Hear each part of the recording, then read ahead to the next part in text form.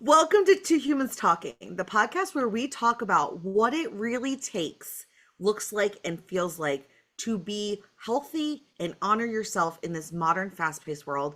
Hey, I'm Tiffany Simms, your host, and today I am here with Aga, and Aga and I are going to really dive into such a great conversation.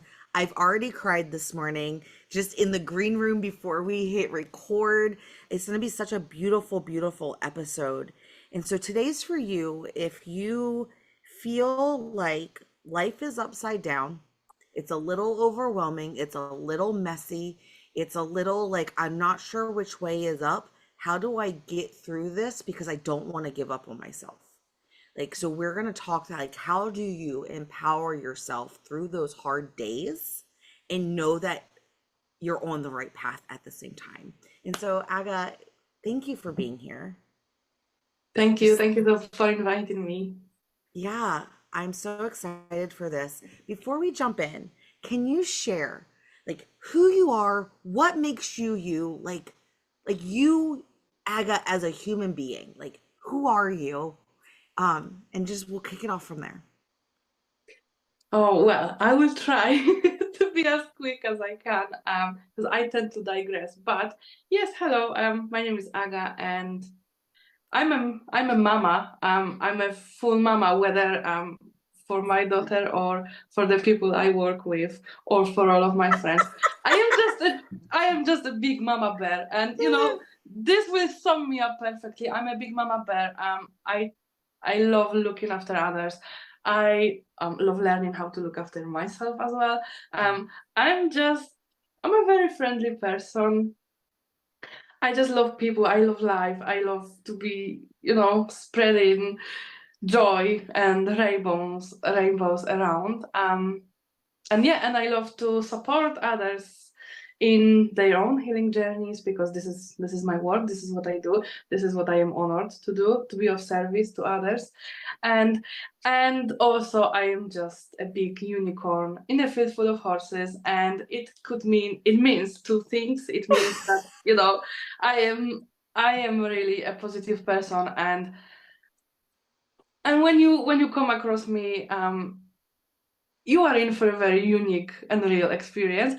But at the same time, I am a unicorn in a field full of horses, which means I am a cycle breaker in my family. So I am a Mm, soul who was born in my family for a purpose of breaking and ending karmic cycles and replacing them with something beautiful I and love beneficial. that. You know, Yes. if you're listening right now and you really relate to the like, I'm the only one, my family doesn't get me, I'm the one that's breaking the generational curses and bad juju and just all the trauma, smash that like button. Just go ahead, click the like button wherever you're listening to us or watching us from, and just because you're not alone. Like, I think all of us, as we grow and evolve, have that moment of, I don't want to do it the same way. Like that worked for them, that was their story. I'm not going to judge them for their choices, but that's not the path I want to take forward, and it stops with me. Yeah. Right? And so go ahead and hit that like button because I just want to show Aga that like we get her and that we're here with her and we're here to hear all the gems. Also, if you're watching on YouTube, how fabulous are her earrings? Like Oh, thank you. it's like, oh my god, like I love how vibrant and purple and just how they like hide just a smidge, like they're there but they're like subtle, and then all of a sudden you get a glimpse of them and you're like, oh hey girl, hey. Yes, these are my this is my lucky charm, and yeah, I love them. They definitely represent me. They were handmade in Poland by a lovely artist. Her name is also Aga, and yeah, Oh, it's how also special. a unicorn in a field full of horses because it's just one pair like this. They are unique as well. Oh, how special. So Aga, you shared with us that like you love people, you tend to be the mama bear around the people, for the people that you care about and the people that you serve with. Has that set you up for what you felt like was failure at times in your life? Like, do you feel like that was a curse at some point? Yes, that's a beautiful question. And thank you for asking me this. Because, yes, definitely, absolutely, there were times where my good heart was used for, too many times, and I was always too kind to. Maybe it was a time where I didn't really have that many strong boundaries, and that was my learning curve as well. But yeah, there were definitely times where my kindness was taken too far and too many times, and then I was heartbroken after that. Did you become like a hard shell to protect yourself, or did you jump right into like how do I set boundaries? Like talk us through what did that look like from you back then where you felt like a doormat? Because I think this is really relatable, especially to women. We're always giving, we're always serving, we're always looking out for the people around us to make sure that they're okay. And we sometimes have that moment where it's just like we feel like a doormat, we feel like no one's caring about us, and it's just like, why am I trying if no one's going to give me anything in return? So how do you go from there to where you are now, which is just like this empowerment is happening for me? I know who I am, I know where I stand, and I'm no longer getting used, but I'm still kind. And so like how do you get there? Okay, so obviously, I have created a big thick shell around myself, and that was in a form of extra weight. So I was an emotional eater.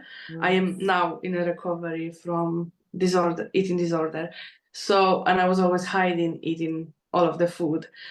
And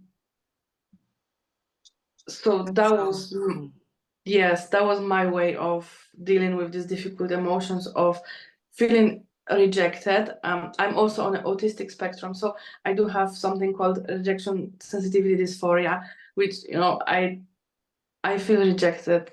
I used to feel rejected a lot, and it was much deeper than it actually was. But in my brain, in my head, it was that's how it felt. So yeah, it was loads of destructive behaviors, self-destructive behaviors, like overeating my emotions, not being able to sit with them, right? But the moment that everything changed was when I owned it, when I said, I can only help myself. Nobody can help me. Nobody can do it for me. I can seek support, and there could be people who hold my hand, but no one will do it for me.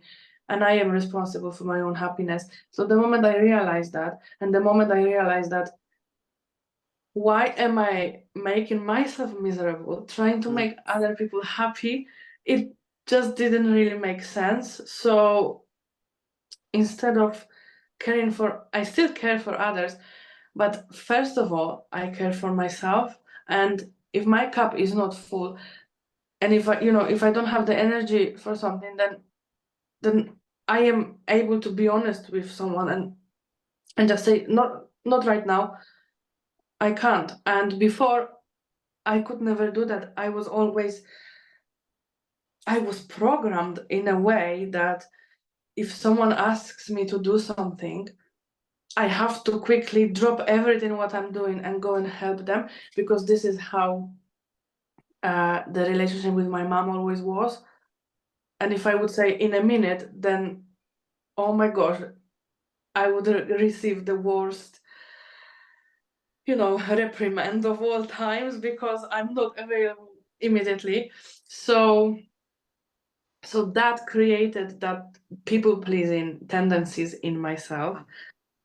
And yeah, and I felt like I owe it to other people to be of service to them, like straight away, just like that, without any boundaries of within myself, and without even, I always believe that energy needs to be exchanged. Mm. So whether I offer something, um, I am able to receive, I am open to receive something in return. It doesn't necessarily have to be from the same person, but like I am open to the universe to receive something, because Yeah. so that then I don't feel drained energetically. So mm, before I was I was never able to receive anything. I felt I was so in this. Yeah, sorry, go on. No, you're good. I relate to that in some ways in that like for me, I really felt that people were going to think that if I didn't immediately jump and if I didn't jump through hoops to help someone else, that the story meant was that I didn't care about them, that I was a horrible person, and that I was selfish and conceited.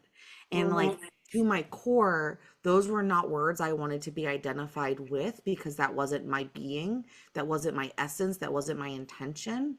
And so, like, I would just bend over backwards to make sure other people knew that I loved them and I supported them. And that there was no way they could say I was selfish and conceited and only thought about myself. But in reality, when I look back, that is a form of of neglect and avoidance Mhm. because I wasn't dealing with the real issues of like, why would people think that about me? Like, why wouldn't other people love me enough to recognize that like sometimes you need an hour to get finish what you're doing so that you can give Yeah, them everything that you have? Or yeah. like why did was it not part of the conversation back then of like what level on the emergency scale is this? Is this truly I need you to drop everything in this moment and take me to the hospital like I'm on an ambulance and I need you to be with me moment? Or is this a like my world's falling apart but like you like what time can you come help me moment? Those conversations were really really hard in the beginning because the people I loved were not used to them and I had to know for a fact, remind myself over and over again that like it's okay to love myself too.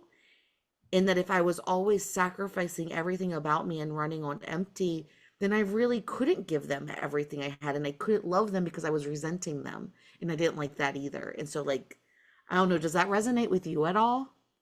Absolutely. And also, if you don't love yourself, first of all, then you won't be able to love anyone else because you Yeah. don't give yourself that love, and then no one else will love you in the way that you can only love yourself. And if you don't show yourself that love, then you won't be able to receive a love from anyone else.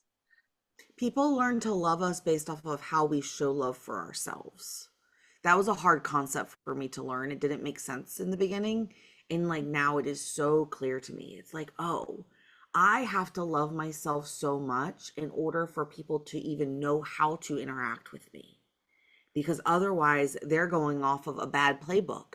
And now I'm getting upset. You're not meeting my, like, we're not meeting each other's needs because, like, I gave you the wrong playbook because you see me treating myself like crap. And so you think it's okay to do that subconsciously. And it's like, oh, the moment I really learn to love myself and take care of myself in non selfish, conceited ways is the moment that everyone around me gets the playbook that they needed for us to like live life together. But have you noticed how much more respected you became since you set these boundaries? Yeah. But are they boundaries or are they just ways of being? Probably they're just ways of being, but for for someone who has experienced lots of trauma in their life and abuse, and who was also like manipulated, because that's who I was. I feel like I really needed to scream the boundaries out to the people closest to me, and it resulted in many arguments, or even not speaking to each other for months or years. But I needed to do that in order to be treated on the same level as like a um regular human being, because I felt like I was below, even below the humanity level, and I had to scream for someone to you know notice me, to listen to me, to even bring attention to myself. And I don't want to do this anymore, because that's not what I deserve, to be treated Yeah. with respect. Yeah. When you look back, knowing everything you've learned and have experienced and grown through, how would you handle that differently now, knowing how like to be more effective in setting boundaries and holding them and how what would that look like now? Like would there be screaming or do you think that there would be a different approach? No, there would be completely different approach. There, it doesn't even need to be an approach, because I am so confident in myself, in who I am, what I am worth, that if I see someone does not respect my boundaries or me as a human being,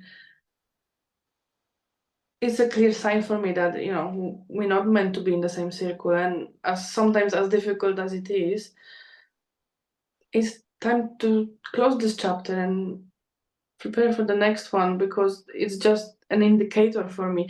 I firmly believe that we contract ourselves. Who do we meet in this lifetime, and on what stages on our lives we're gonna meet with them? And every single person that you come across in your journey is a messenger for you. And whether they stay with you for many years or just a couple of months, or you just meet them once and they bring some sort of message to you, that's how it was meant to be. And if you don't attach yourself to people or places or things, it will be much easier for you to honor that and that aspect of life, because sometimes it is of course sad to be saying goodbye to old friends and moving on, but sometimes it's actually necessary for you to Yeah, move on. And so yeah, it's all, I love this. that's why I said before, it's so linear, right? The healing journey and the whole life journey, it's so linear. There are moments of triumph and rainbows and unicorns, and there are moments of grief and sadness and anger and so many difficult situations. I love that you said that. Something I haven't thought of and put together in this way before this moment, just listening to you talk, is that every woman that like come in contact with, and we talk about like healing from past versions of ourselves and like learning something new. Every healed woman I speak to talks about like peacefully, as I spit on myself, peacefully talks about, it being okay. Some people are here for a moment and others are for a season. And then when we're lucky, a few of them are there for a lifetime. And it's all energetically neutral, and it's okay. Like, it's not a negative thing to say that. It's not seen as people are disposable when someone's healed, to say something like, not everyone's meant to be on all parts of this journey with me. Sometimes people come in for me to learn something, or for me to put a mirror up for them to learn something, and like that was the whole reason that we had an interaction. And other people, we were meant to grow together in a moment for like a month or two, or maybe 3 years or so. And it's okay for us to bless and release. And it's okay to grieve, things that are no longer there, but knowing that it's okay because they're going on their path and I'm going on mine, and the future is in front of us. But when you rewind to like the hurt parts of us, and the toxic parts of us, and the survival, or talk to women who are still in that survival mode, when you say that, it comes across as very disrespectful. What do you mean people are disposable? You must be a horrible person. But every healed woman, it's very calm, and it's very loving, and it's very gentle and forgiving concept of, not, it's okay for us to bless and release people and love what they brought to the table, for what we were meant to, like, for the reasons we were meant to interact and cross paths. And I just find that so fascinating, that the healed, calm, peaceful, loving version versus the survival of trying to earn other people's love and feel welcome and wanted in this world. I don't know if yeah, that just the first time I've ever thought about that or articulated any of that out loud. So I know it was messy, and that's okay. But I don't know, like, It makes total sense. And I feel like, do you know what? I feel like it comes from um, the programming that we experience, even since you are in your mother's womb, right? You are being programmed with all of the generational curses that she has been programmed with. And because when you are in your mother's womb, she was in her mother's womb. And and so on, right? So imagine so many generations of women carrying the same wound over and over again, passing it on generation by generation. So when you are there for 9 months, you are soaking it all in. It's connected. It comes in through your DNA, right? Because especially from your mother's side, it could be also from your father, because it is part of you, but especially from a mom. So if you are programmed with this, then it's so natural to you. That's why when somebody, when so many people are triggered by me and my message, and how calm and how understanding I am of all the trauma that I've experienced, of the healing journey I went through, and I'm still, going, of my work, and how I bring my message across, because, and I'm okay with this, because I am a trigger. If nothing triggers you to change, then nothing will change, right? And it is triggering because like exactly like you said, how dare you saying people are disposable, right? It's like that's not what I'm saying at all. I'm saying we all have Yeah. value and we're not supposed to keep people for they're not like rocks and gems that you find along the way that you collect as tchotchkes. People aren't tchotchkes. Like Mm-mm. they have purpose. Yeah. And do you know that saying that blood is thicker than water? So many people, so many families stick together only for this one reason, that it's a family, so it's a different kind of bond. Actually, it's not. I come from a very dysfunctional family, and I've experienced a lot of neglect and trauma since I was a tiny little girl. And the only person I still speak to is my mom, and then my stepdad. But he is my favorite person from the family, because he's not related to my family, by blood. So and that's, I absolutely hate this aspect, this prospect of we have to stick together because we are family, because so many things are being hidden, or like being Yeah, it's a cop out. It's a cop out not to have uncomfortable conversations Mhm. because you're afraid of conflict. Yeah. It's a cop out. And I think that we should love our families enough to be like, how you're behaving is unacceptable. Do you know what I'm saying? Like, I've never thought that before this moment. But now hearing you say it, like, I feel very passionate about that. That it is a lack of, it's avoidance. It's the not the unwillingness to have uncomfortable conversations and oh, that's just Uncle John or Uncle this or Uncle that. And it's just like, oh, that's just how she is. Don't worry This about grandma. victim, She's yeah. just old.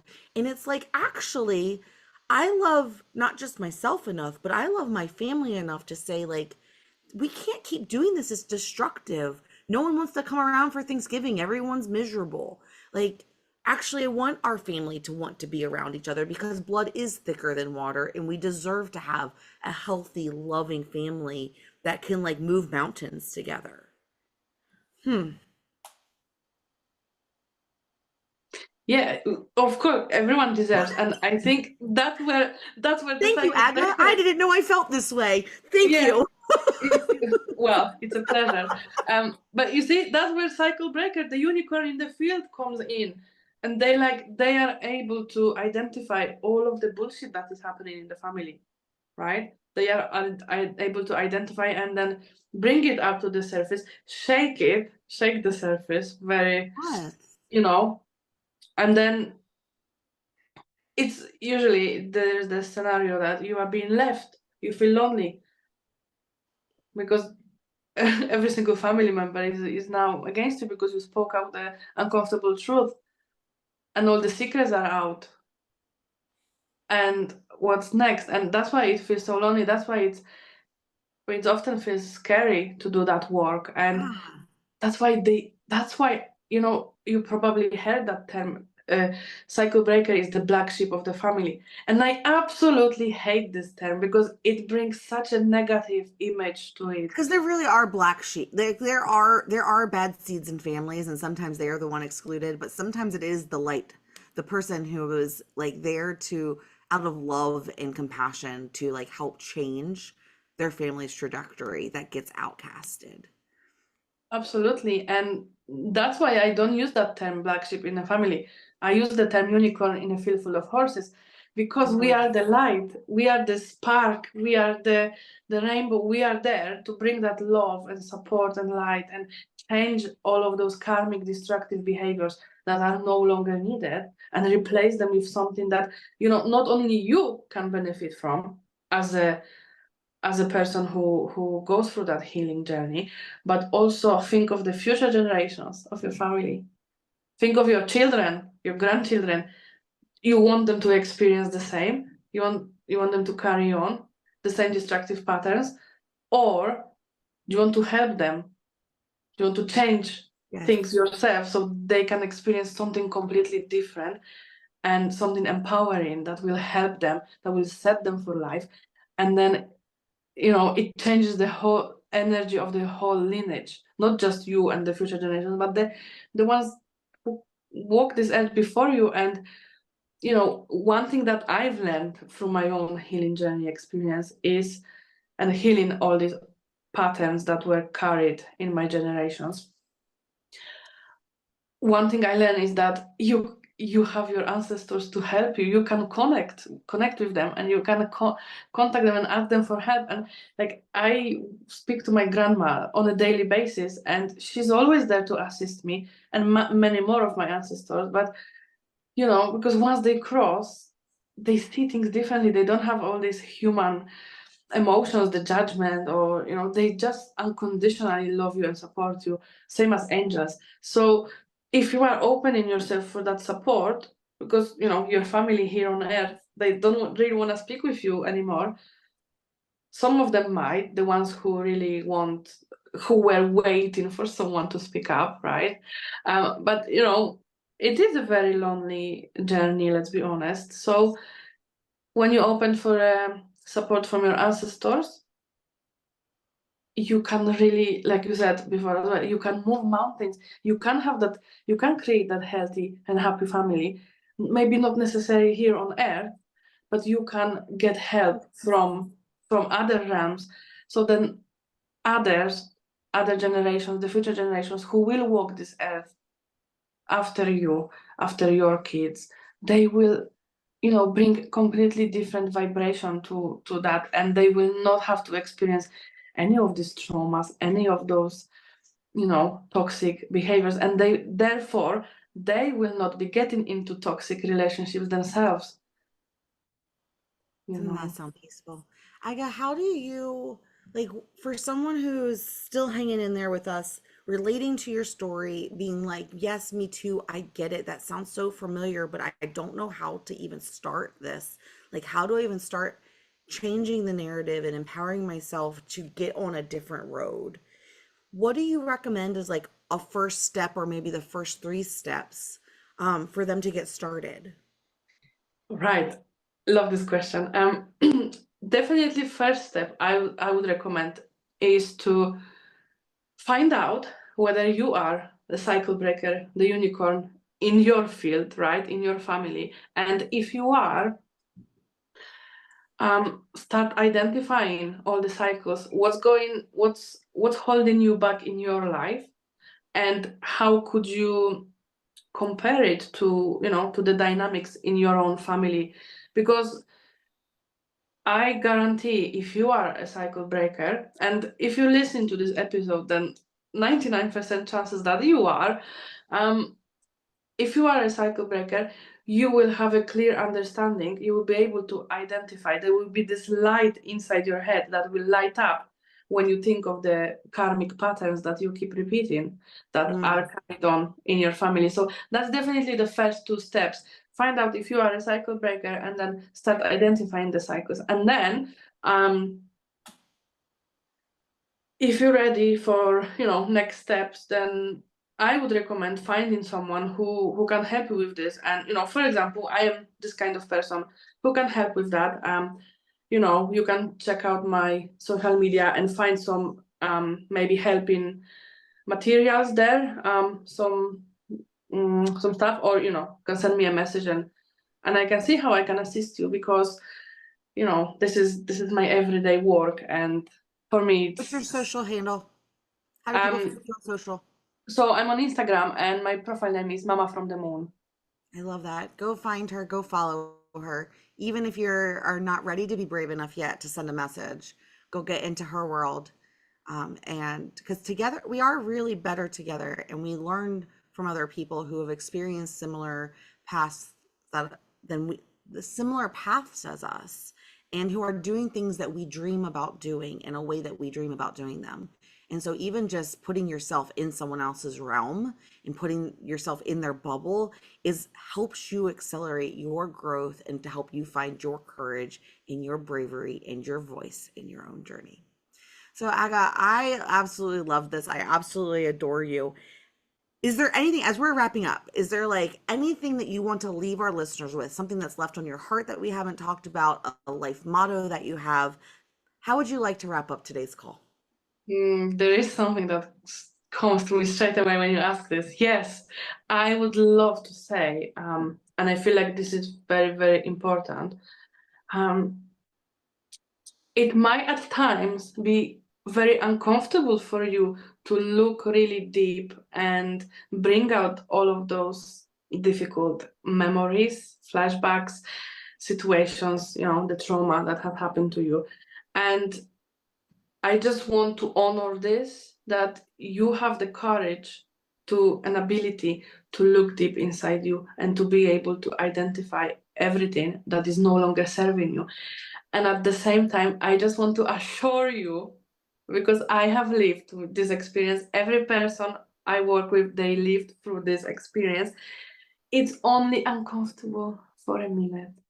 It's Mm. only, yes, it's not going to be uncomfortable for long. And always ask yourself this question, whether what's more important, feeling uncomfortable for a little bit and then taking that action necessary to change things, or would you rather continue your life the way it is for the rest of your life, doing nothing about it? What's more important? And then there's your answer. And then, you can do stuff. You can do things about that and make yourself much happier. And because we don't heal to be miserable, to be unhappy, and to um to carry on the way we do. We heal because we want to be happy and experience happiness and get used to feeling happy.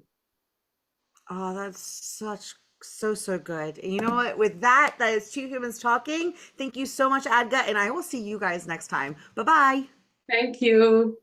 Thanks for watching. I hope you found this episode as inspiring and actionable as I did. If you're ready to stop just surviving and start living a life where your health, your relationships, and your career work together without the burnout, then it's time that you join the Modern Women's Society. Inside, I'll walk you through my life GPS system, a proven blueprint to help you have it all while thriving. You'll gain tools, coaching, and the kind of clarity that brings big dreams to life without the stress, overwhelm, guilt, and shame that the modern woman is used to. We're going to create a life where you feel energized and excited to wake up every day and fulfilled when you put your head on the pillow. Click the link below to learn more and join countless other women who are redefining success on their terms. Because the life you've dreamed about is closer than you think. I'll see you on the inside.